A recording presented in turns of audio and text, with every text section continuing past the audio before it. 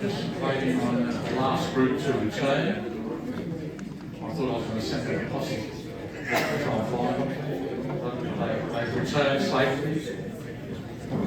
So just only a few more minutes before we begin our last session. Just a reminder again, if you would like to become a member, by all means, we'd love to have you. There's some membership forms on the table on my right. If you join this year, you don't have to renew your membership next year.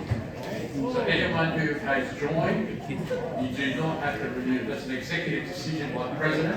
I've just made that decision. I have the authority and the power.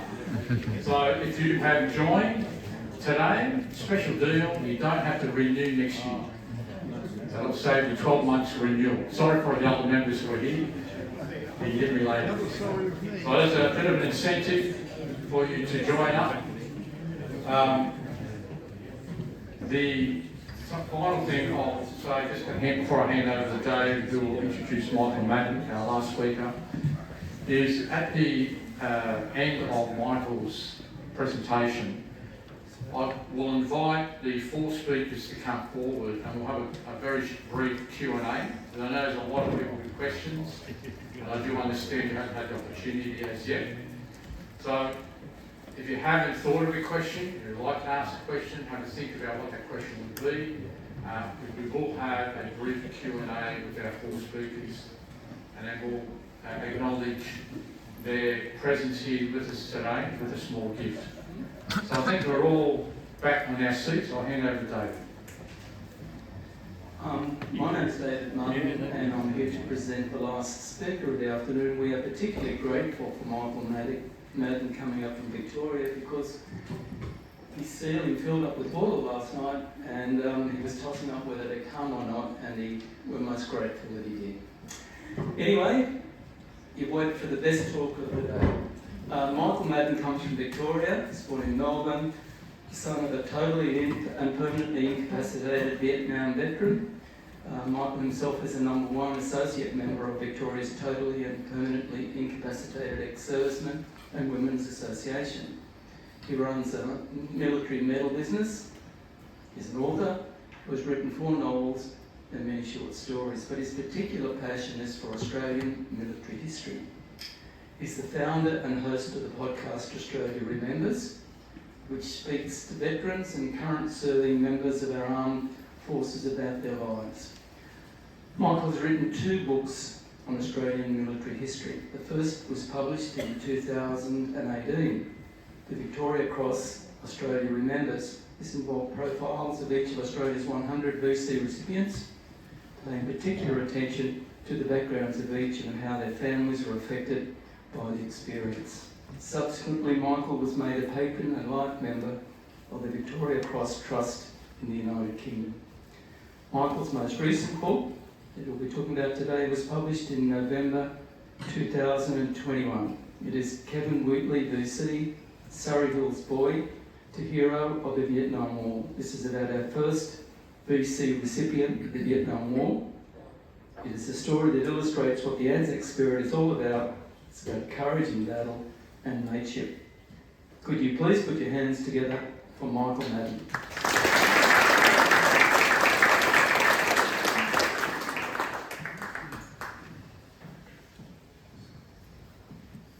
Thank you very much. First of all, very, very humbled and honoured to be here today as a guest. It's very important for me, and to speak about Dash is a big honour. I always take any opportunity I can get to speak about that man. As has already been said, I'm a medal mounter, so I mount medals for a living. I'm also a photographer and an author. I actually had a new book come out on Tuesday, the 3rd novel in a trilogy of children's books. Not military history, but they do travel back in time, and they meet Joe Maxwell in one of them because it's me writing them, so they're going to meet BC people. That's just the way I am. Again, very, very grateful to be here. By the way, before I start, I'll just mention those. I bought 20 Dasher books with me. There are none left anywhere. They've sold out worldwide. So that's it. That's what I could sort of scrounge up from home. But there is a audio book out that is doing very well. There's a QR code. If you don't get a book, I'll put the QR code up later, and you can get that from Audible if you do miss out, because that's it. Once they're done, they're done. So writing this book was an especially difficult task. I don't know how many of you are familiar with Dasher Wheatley. He was a very complicated and difficult man to sort of capture with the pen. He had an amazing duality about him. He was a lot of different things to a lot of different people. So for me to take it on, I was very nervous about the idea. I was frankly stunned that nobody had ever bothered to do it before. He's probably, beside Albert Jacka and Harry Murray, is our most famous Victoria Cross recipients of all time, and certainly one of the most universally admired Victoria Cross recipients of all time as well. So I was surprised that it hadn't been done. So I set out on my own to do it. Well, not on my own, with the family, of course. Is this working?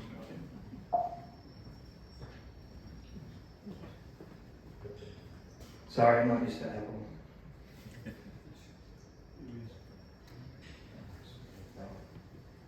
I was pushing it the wrong place. Yeah. Okay. So a little bit of recent times with Dasher.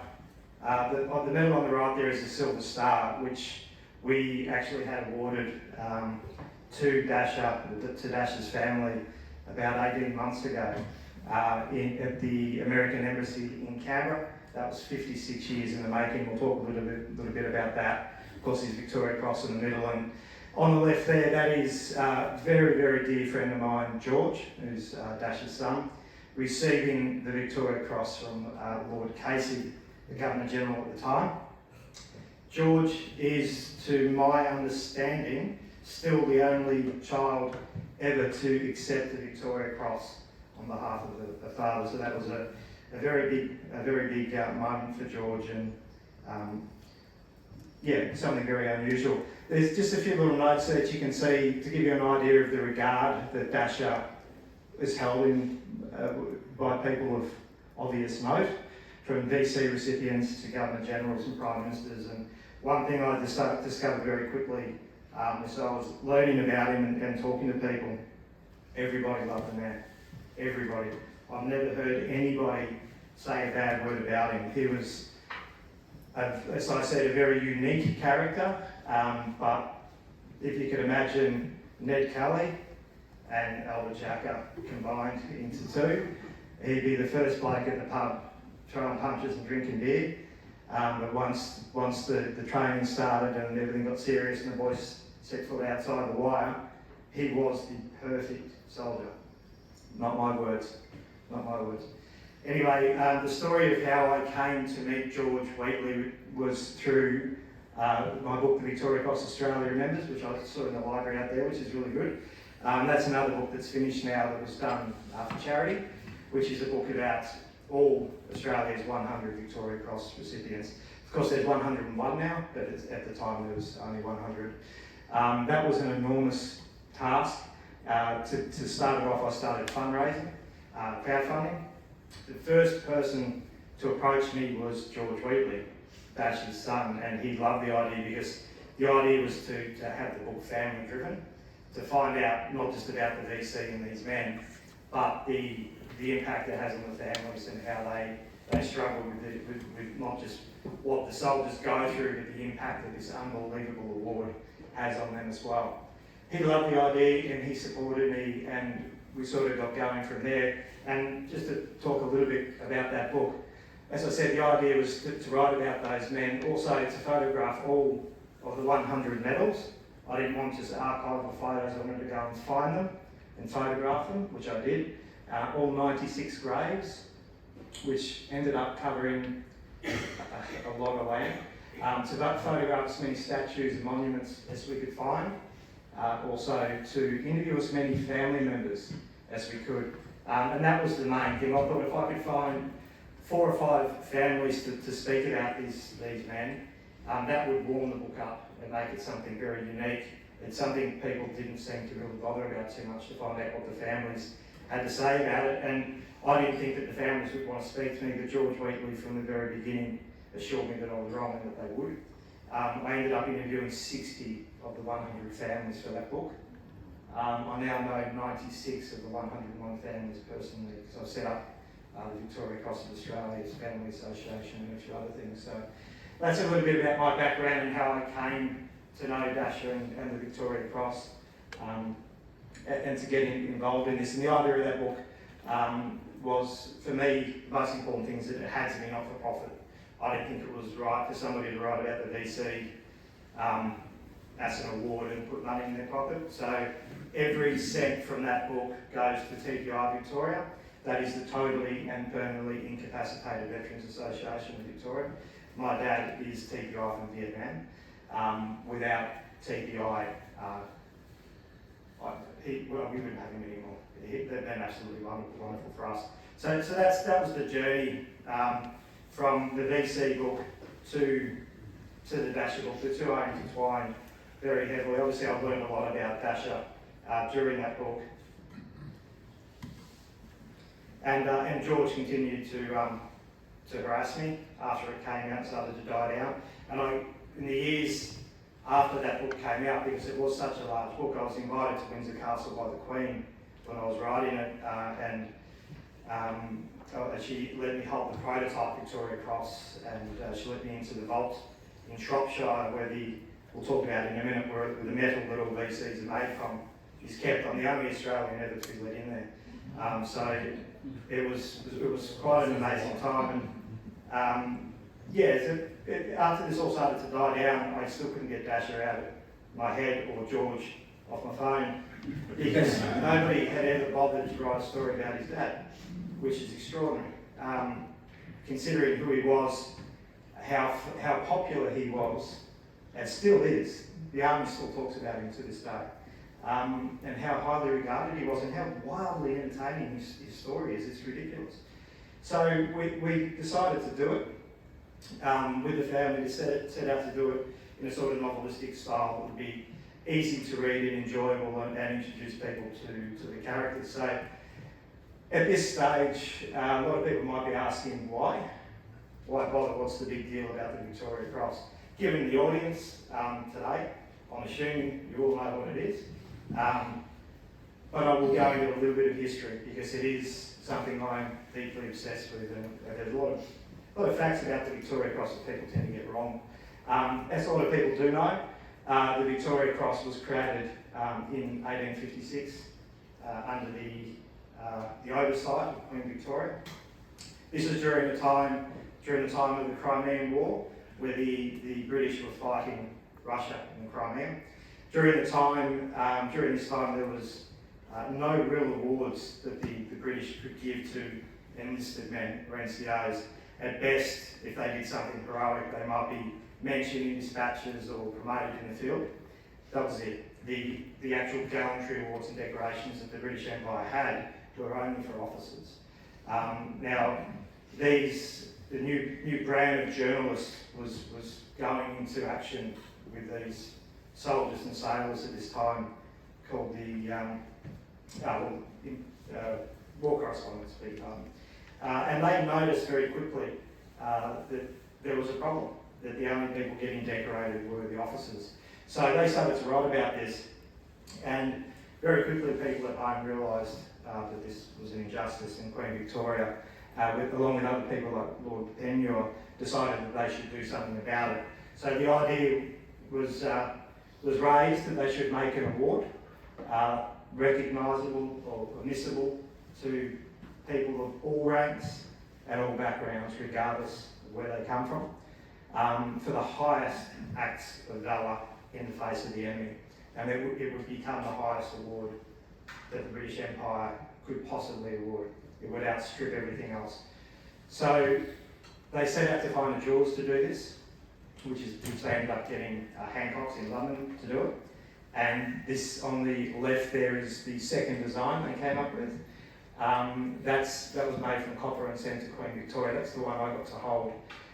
When the admirals and the generals and the aristocrats and politicians saw that, they thought it was disgusting, miserable and bland in the extreme. Queen Victoria loved it. Absolutely loved it. She was so far ahead of her time. She understood this had nothing to do with the medal. She didn't want it to be a bright chandelier-looking piece of jewellery. She understood it was about the action and the person behind it. So all she did, that's the real one on the right, she added some little laurel leaves to the top there, the suspension bar, and a little V beneath that. That's it. So she sent it back and she said do it, and they decided to make it from cannons, from bronze, from cannons. This is Hancock's in London. I was also given permission to go in there. They've made every Victoria Cross in history. Below ground there's a huge vault. Again, I was lucky enough to get in there. At the time there was 4 unissued Victoria Crosses in the drawer. There's now 3. The Stoke director there, Guy Hancock, said something that stuck with me. He pulled these unissued Victoria Crosses out. Guy is the person, when a Victoria Cross is issued, he's the man who inscribes a man's name and date on the back of the medal. He's the one who does it. He did all ours in Afghanistan. You can see Sheen's just recently. It's his things you can see on the cover of Tom's wonderful book about Teddy Sheen. He said to me, he handed me one of the unissued medals and said, this thing's worth about $5 Australian.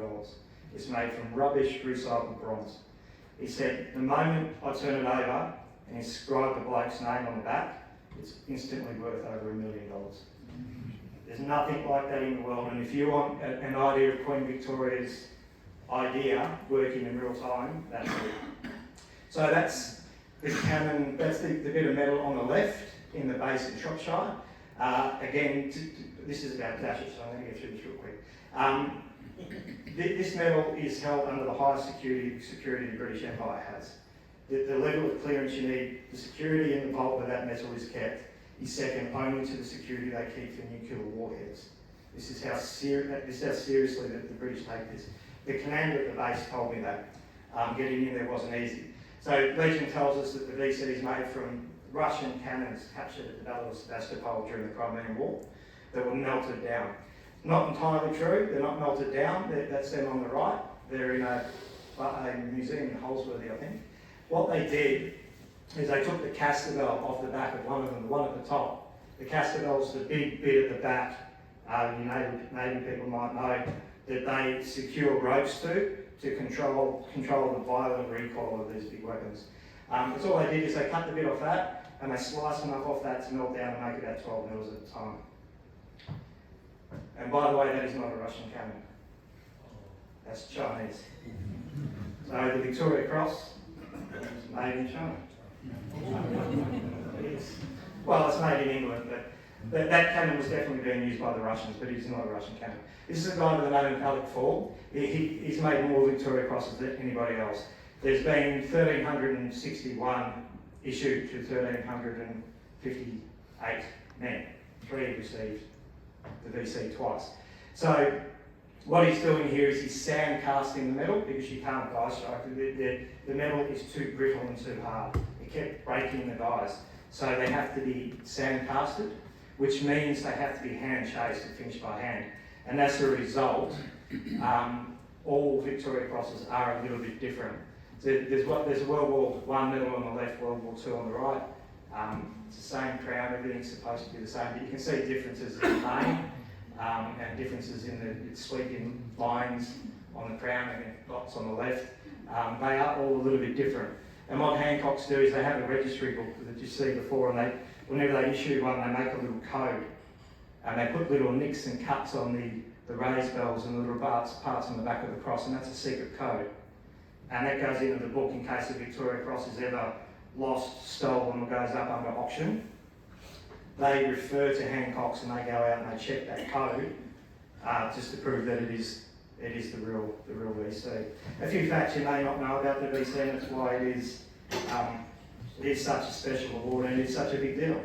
And it's become more than just the highest award for valour. It is the highest award on earth, period.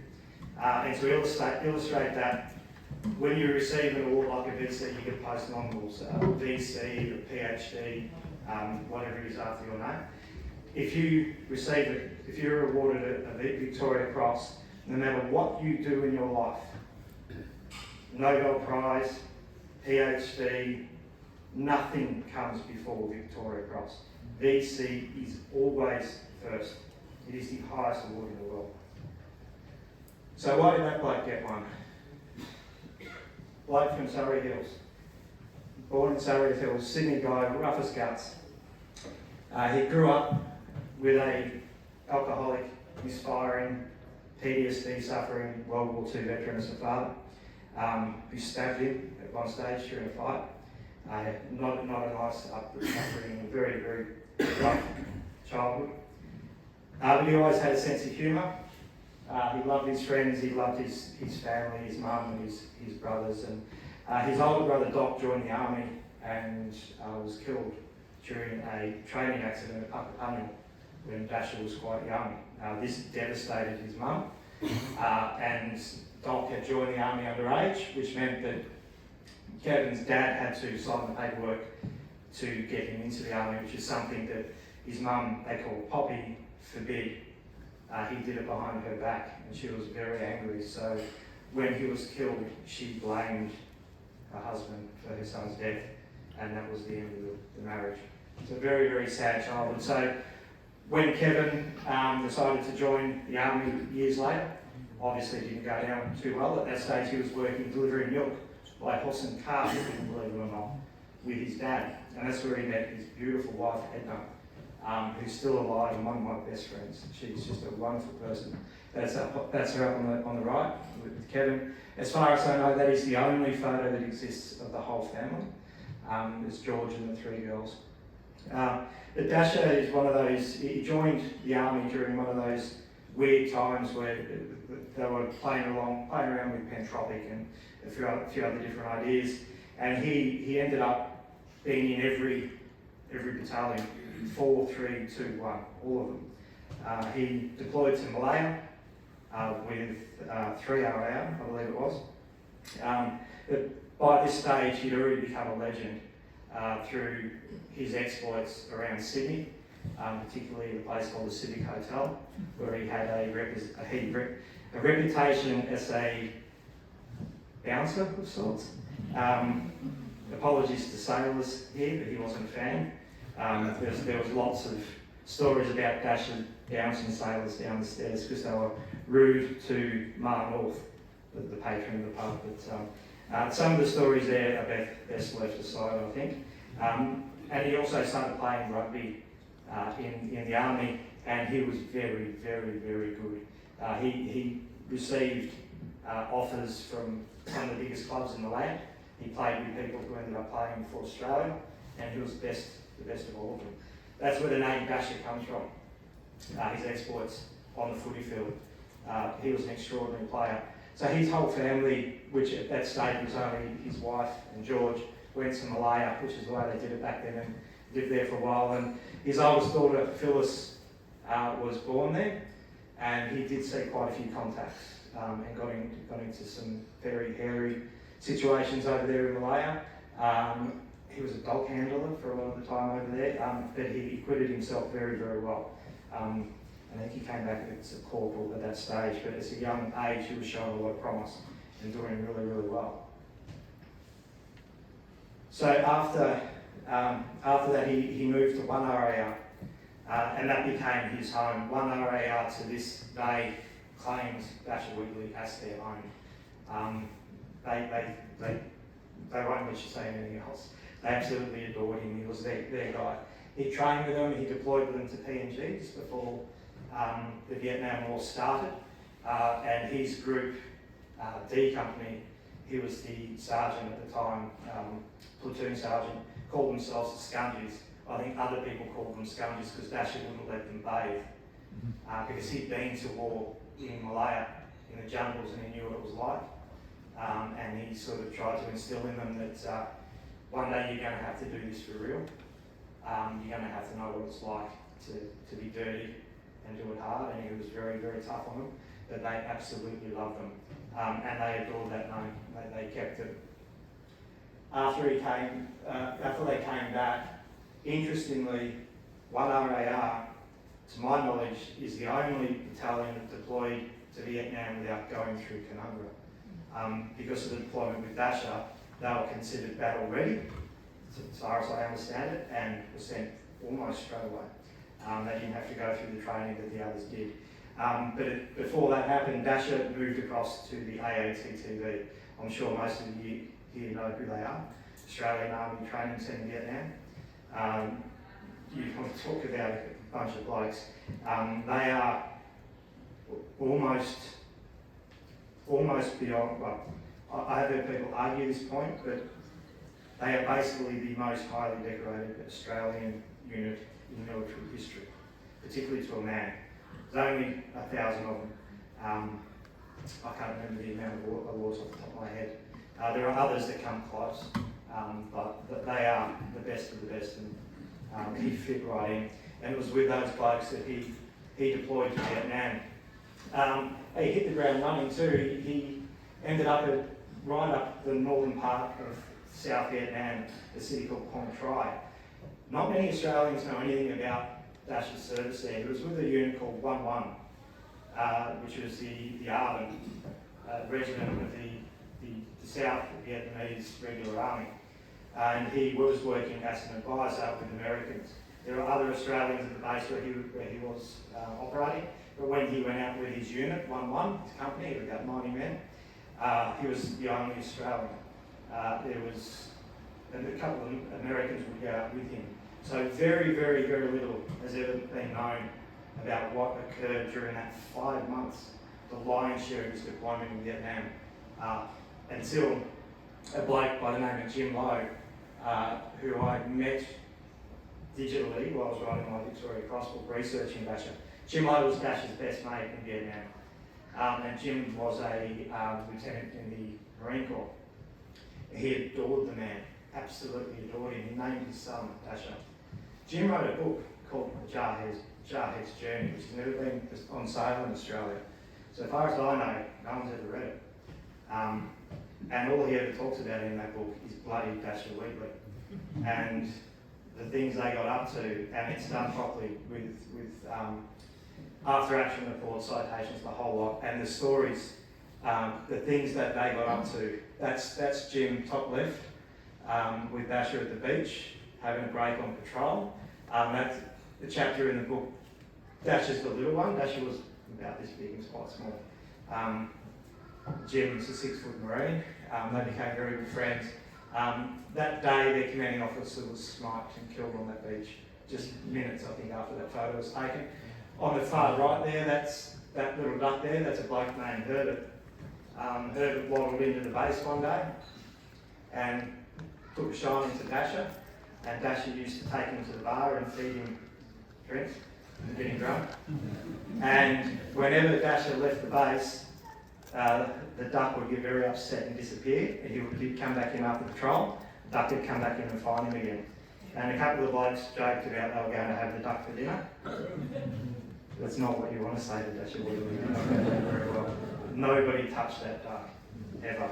And there's a hilarious story where it shit all over the uniform of an American colonel at the base. But some of the stories, the bottom one was at a base that Jim Lowe called the base of the Fort of Death.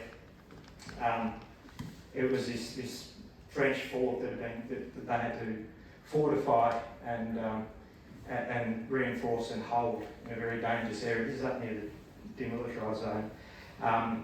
Very dangerous area, and they were living with rats and fleas and World War I stuff, trenches, shelling over, absolutely shocking. Very, very famously, one story you probably do know about that time was Dasher's famous action where he ran out under fire and saved a little 3 or 4-year-old girl. He was recommended for a gallantry award for that. Didn't get it. It's an incredible story. This is very, very early in his tour. His company and another Arvin company had trapped a Viet Cong battalion inside a hamlet. and they were destroying them.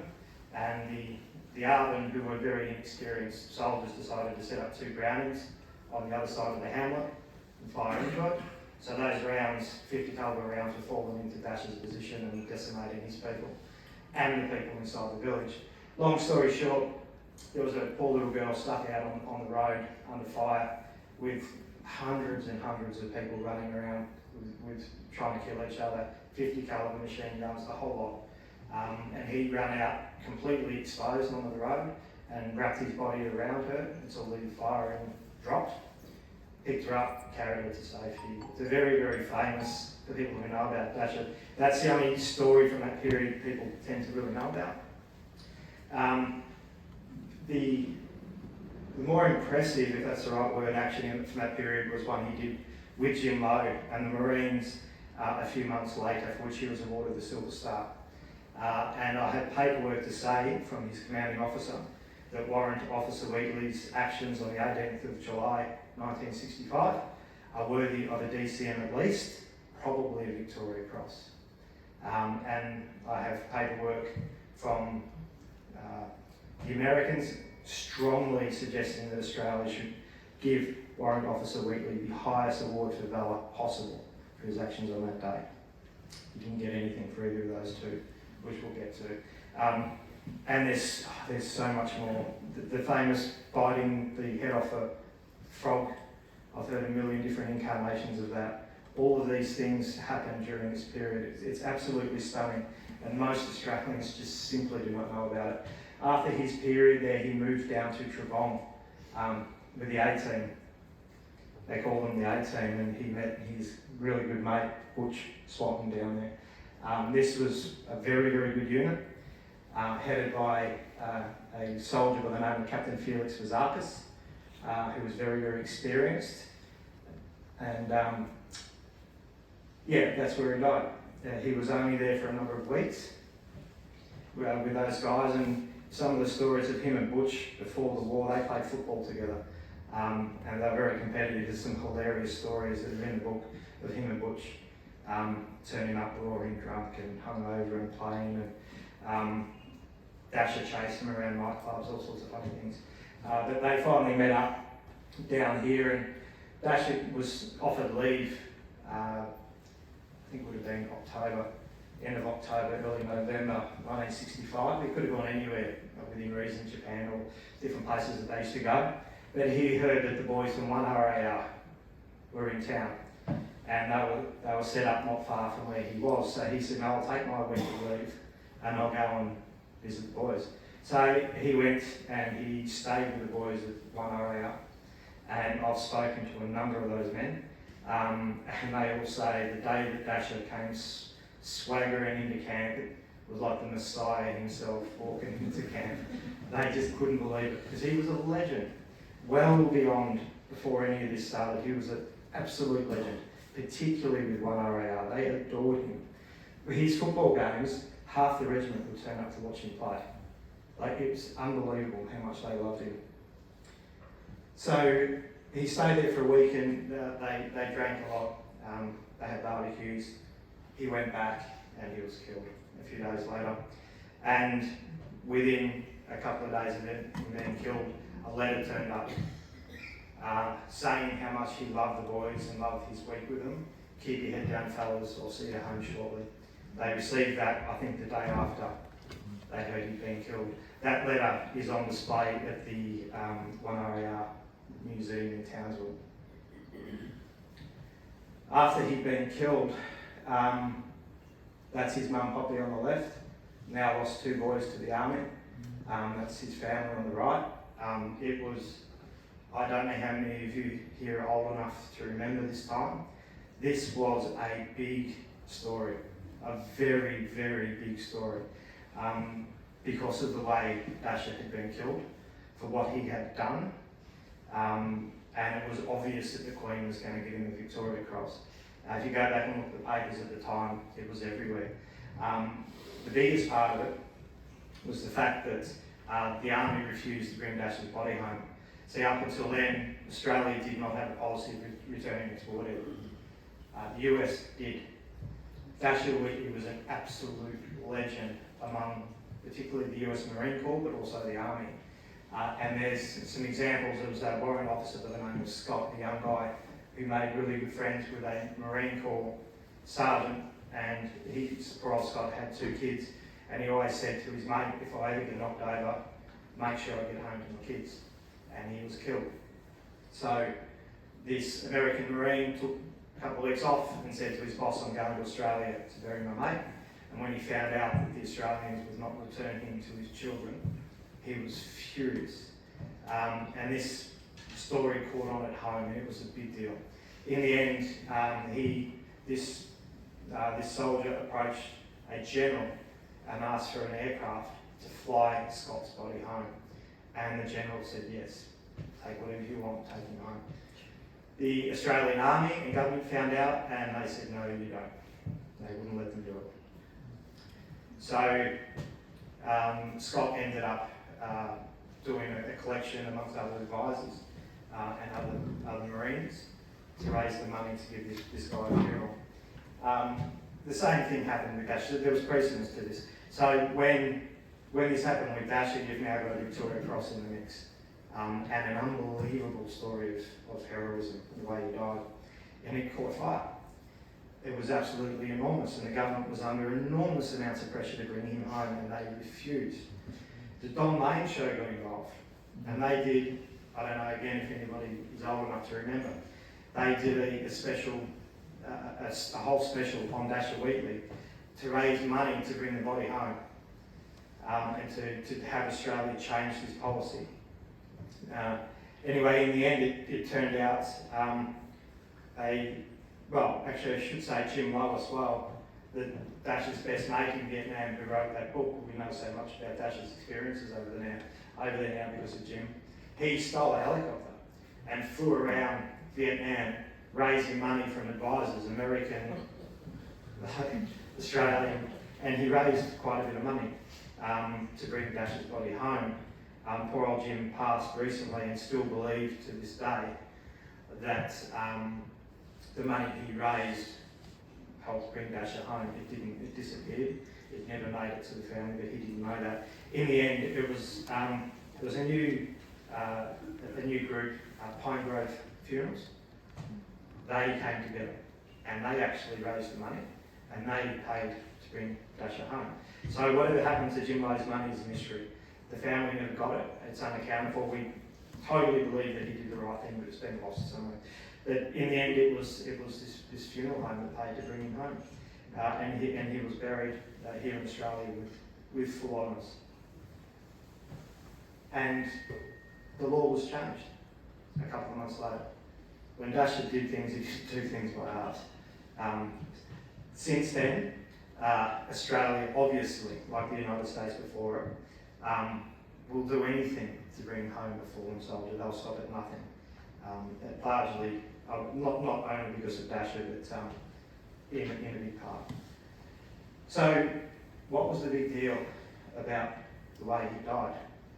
Dasher's final action was, I've written about 100 Victoria Cross actions. I know a lot about them. I know a lot about the award. Dasher's is one it's hard to get your head around. It's not Albert Jacker at Pozieres charging 80 Germans with a bayonet. It's not Fatty McCarthy running across barbed wire and knocking out 4 pillboxes. It's these 2 blokes in the mud on their own. That's all it is. They were on patrol outside of, they used to patrol quite regularly. That's Butch Swatton on the left and Dasher on the right, although Butch was his best mate.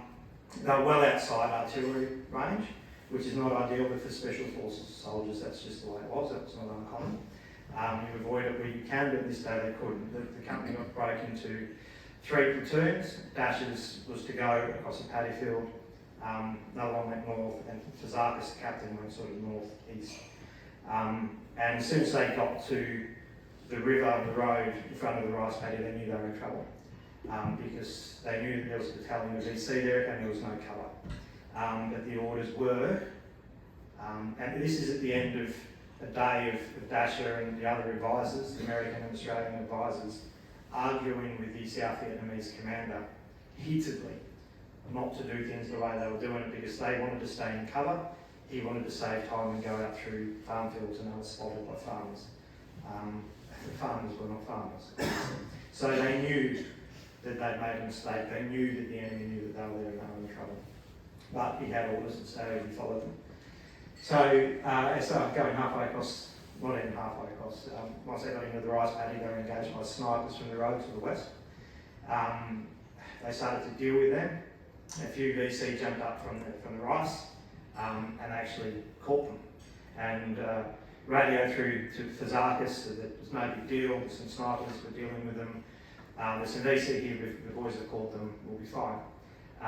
And then, so the rice paddy where they were, there's jungle 200-300 metres to the north, there's a road to the west, I'm doing it backwards, you're sitting this way, there's a road to the west, rice field here, jungle at the north, and there's a river here at the south, and there's a village there. 2 heavy machine guns set up inside a pit at the river and opened fire on them. And then what we're fairly certain was a platoon of Viet Cong within the village started firing at them. So they were in trouble. And as Dasher at the time was working no longer with the ARVM, but with CIDG, which is the Montagnards, the mountain people, very good fighters, but they had a habit of leaving when things got really bad. Something the Australians dealt with a lot. They were good soldiers, but when you really pushed them, they just break and run, and that's what happened. One of the South Vietnamese boys was shot. Butch Swatton went to help him. The rest of them just pissed off. So Dasher's radioed up to Fazakis for help. Again, fighting the commander, trying to bring the others back.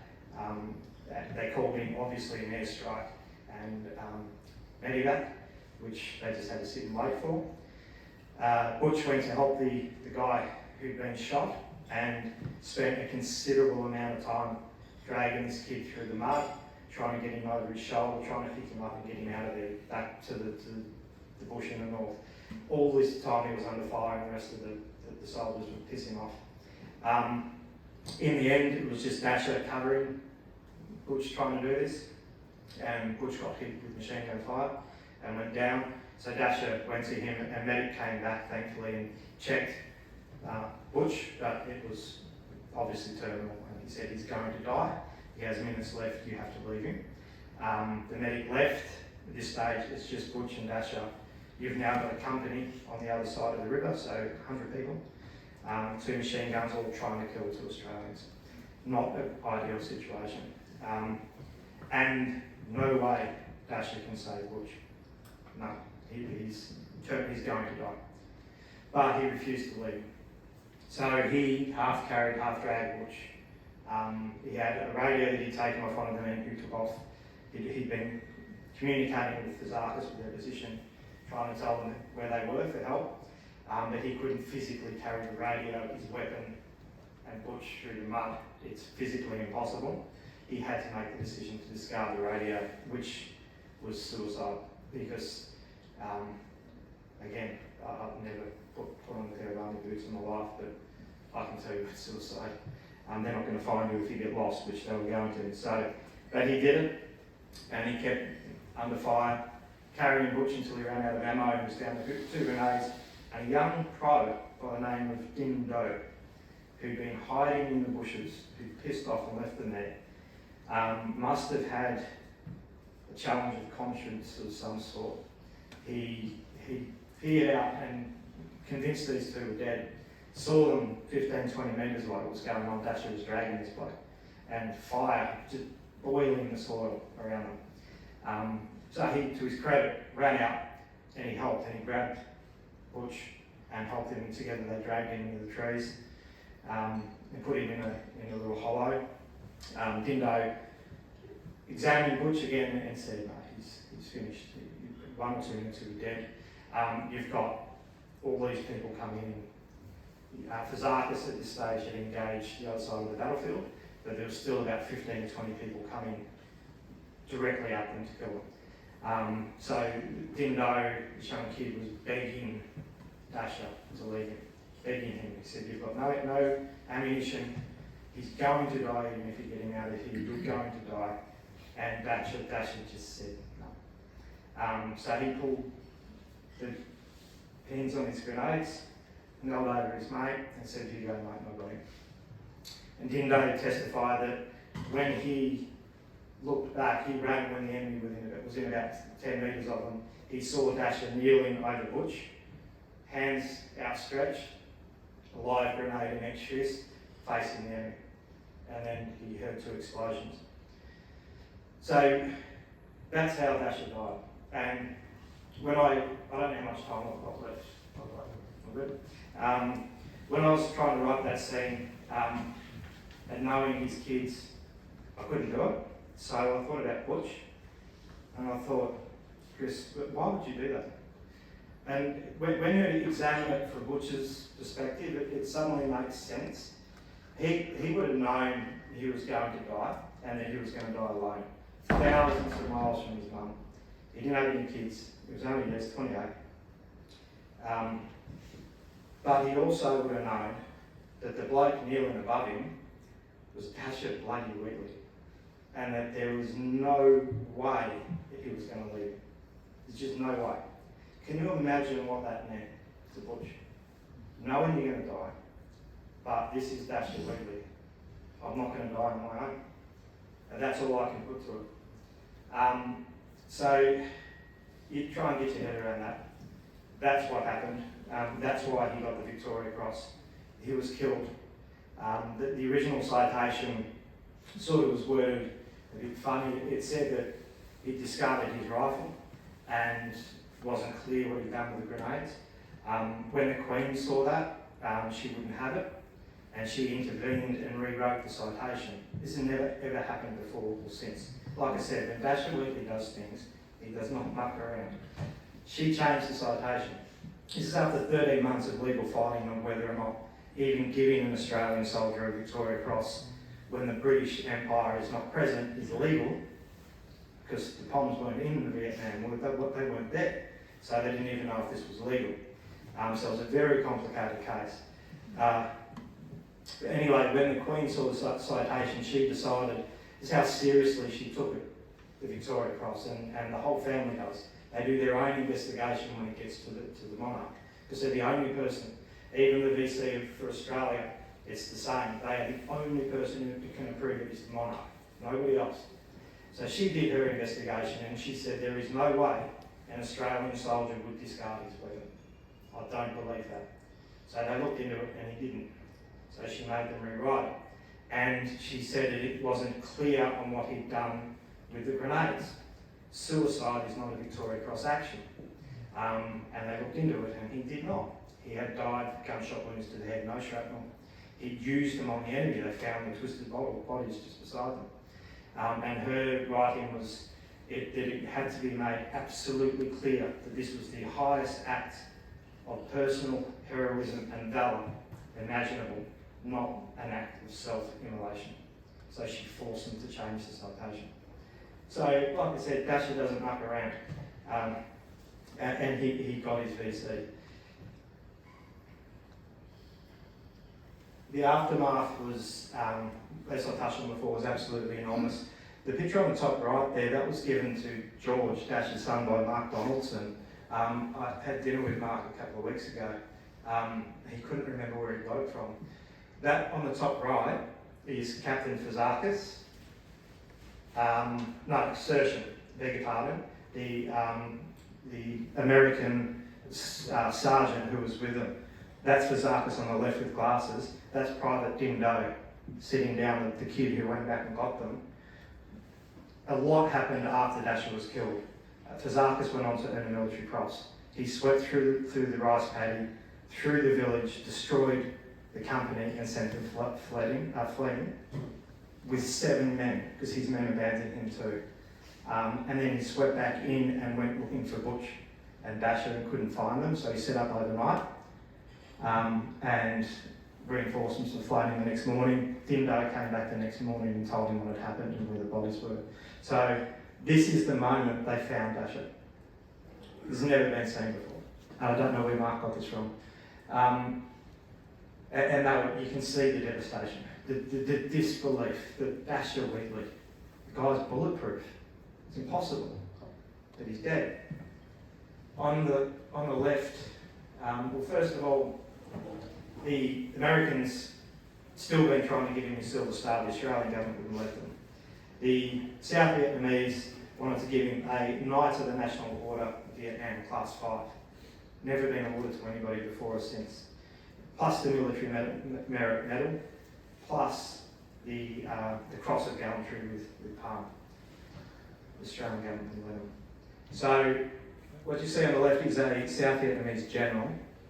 From what I've been told, and I've tried really hard to verify this, pinning his own gallantry award on Dasher's coffin in disgust with the Australian government because they wouldn't let him decorate them. And then apparently a American colonel did the same thing with his Silver Star. Those medals have never been found. I've never been able to verify those stories. We have photos, but I mean, you could be doing anything, but I believe it. Many people have relayed that story to me. Anyway, the Silver Star, you're reading the book, at the time of writing the book, but he still hadn't got it. We tried many times and we were blocked, even as late as 2019, 18, for reasons that none of us could understand. We ended up getting the Governor General involved and other people. And finally,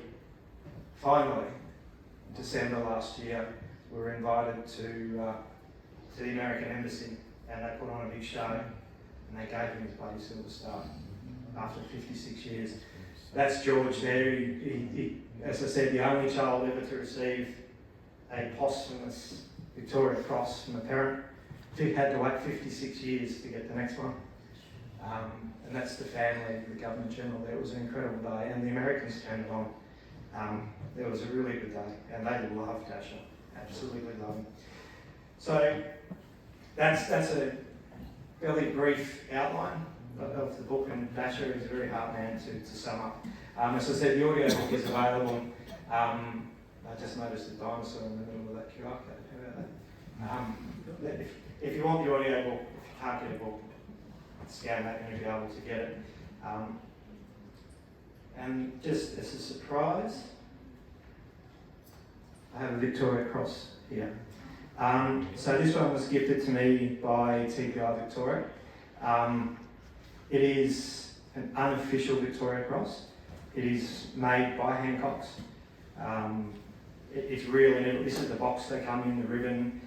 It's engraved by the same guy who does every VC. It's made by the same tools, in the same dies. It is real in every single way, other than it's never been issued to anybody. And they didn't use the bronze from the cannon.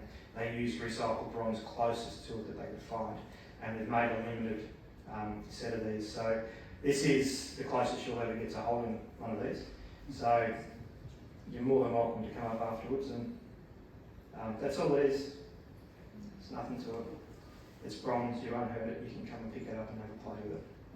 Just don't take it home with you. Right? No, I don't. Okay, no problem. Thank you very much. Appreciate it.